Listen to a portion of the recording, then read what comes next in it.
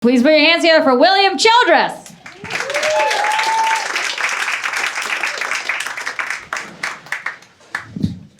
Keep it going for Minori, everybody. Running a great show tonight. You guys sounded lukewarm about me being here. Okay, we'll see how that goes. I mean, look, I'm already on the winning side. I'm wearing a velour tracksuit, okay? You don't know luxury. This is the people's velvet, first of all. It's the most luxurious, it's the most formal of all tracksuits. I mean, suits in the name, so it's a given, but on top of that, I'm incredibly comfortable. And, you know, I have a higher freedom of movement in this. You know, I can move all around, you know. I'm not going to, because...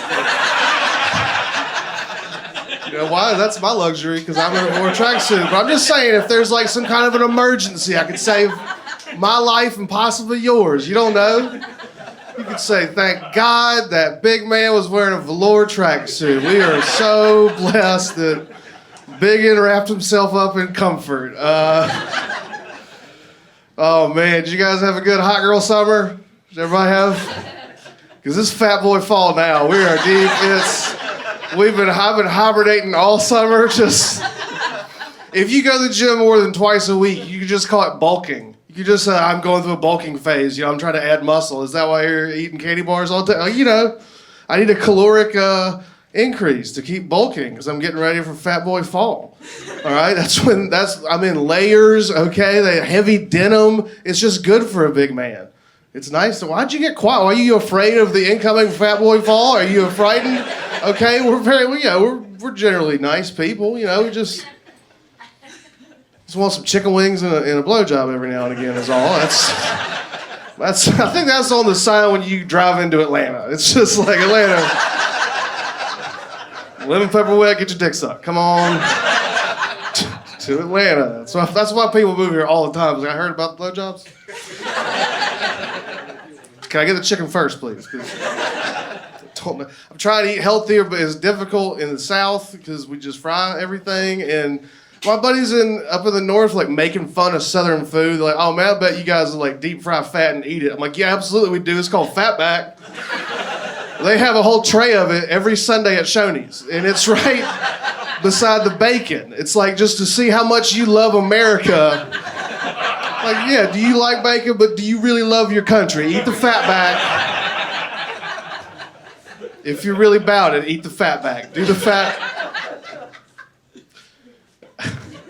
Like our vegetables have pork in it. It's like, oh man, collard greens are delicious. You know, my favorite part was the meat. My favorite part of the vegetables was an incredibly unhealthy slice of an already unhealthy animal. Just like, what's the worst from the... Well, man, pork is the best. God bless pork. I guess like 2/3 of the people would have a problem saying that, but I'm okay with it.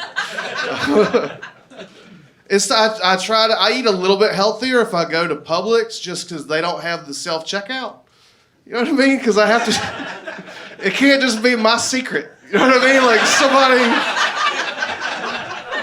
somebody else has got to see what I'm about to put in my body. Like, it's just, I don't need judgment, okay? Like, that's why you go to a Kroger, they got the self-checkout. Like, Kroger is like the dirty side piece of Atlanta grocery stores. It's open all night, whatever you're into, it's not gonna judge you.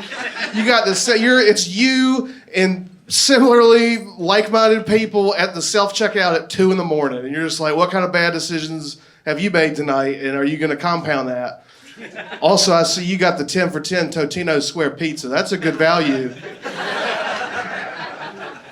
It's good if you're bulking. That's a good value. I started taking a weightlifting class. I already knew I would lift weight. I mean, come on, I'm jacked as shit. Anyway, but it's just like I want to learn new weights and just sweat and fart in front of strangers at 6 a.m. Just people standing around you watching. And we do this one exercise. It's called a pelvic thrust. Does anybody know the pelvic thrust? Yeah, some of you look like you know what a pelvic thrust is, you know what I'm saying? But it's, you put your shoulders on the bench and you put the weight bar over your dick and balls or vagina or whatever, just whatever you got, and you just pump it. You just pump it, and everybody watches, they're cheering you on, like, pump it, you can do it! I'm just like, what is this for? I don't understand. Like, if I get buried alive in a Kill Bill 2 situation,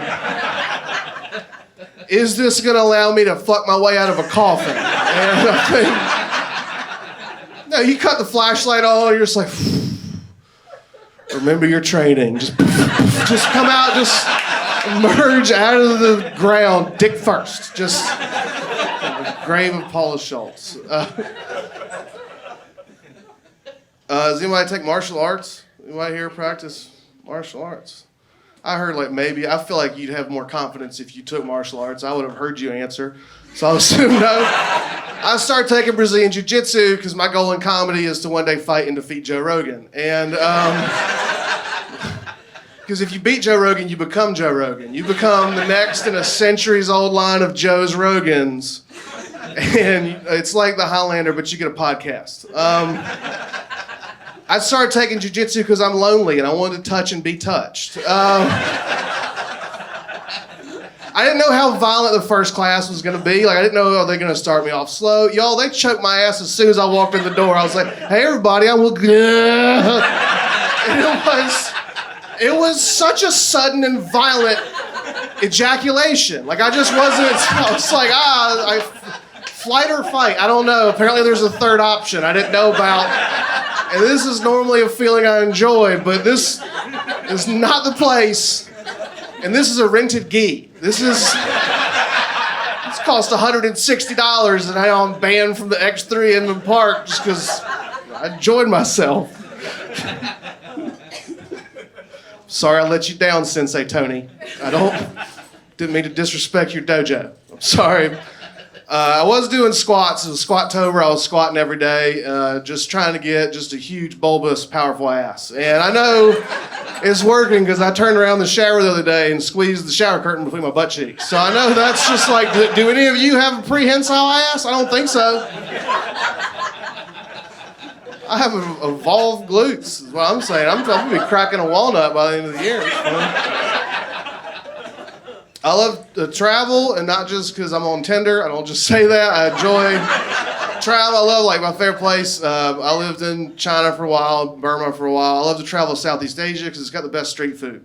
If you've seen Bourdain, you've seen him eat street food. That's the stuff to do, is to eat street food like Anthony Bourdain. But the problem is, if I want to go get the best pho in all of Vietnam, I'll go to the street food lady, and she'll point at a table the size of a stool and want me to sit on a stool that looks like a pregnant thimble to eat my street food. It's the furniture logistics that get me. Because the stool is so, you would think you rest your cell phone on it. Not that an adult human is supposed to sit on it for the duration of an entire meal comfortably. No, I would hover over the seat. I didn't want to break the tiny 1/8 of an inch plastic stool that is pink and it used to be red, it's sun-baked. I'll just hover over it, am I sitting on it? Because I can't feel it. I can't see it. Am I on it now? I don't want to be rude. Because if I go any lower, it's going to be inside of me. And I don't want soup that fucking bad. Ma'am, I'm going to take this soup to go. And I don't know if you ever try to get street food to go. It's not like Grubhub. They don't have a special container for your soup and separate out all the ingredients. If you try to get pho to go in Vietnam, you get a hot bag of soup. You get a plastic bag full to the brim with hot soup, and you just have to carry it on a stick over your shoulder like a hobo in the 1920s. Your bindle full of pho, and there's no good way. There's two good ways to eat it. You hold the sack up to your face like a horse's feed bag, or you shove a straw in there like it's a Capri Sun full of beef, and you just don't make eye contact. And if anybody looks at you funny, just play, hey, I'm from Georgia. This is how we eat soup. This is how we do it. We drink it first, and then I reach down into the hot, wet bag and, like I'm helping to birth a cow, and I get the rest of my soup. I'm trying to learn your culture, ma'am. Anyway, that's my time. My name is William Childress. Thank you all very much. Welcome your host, Minori Hine.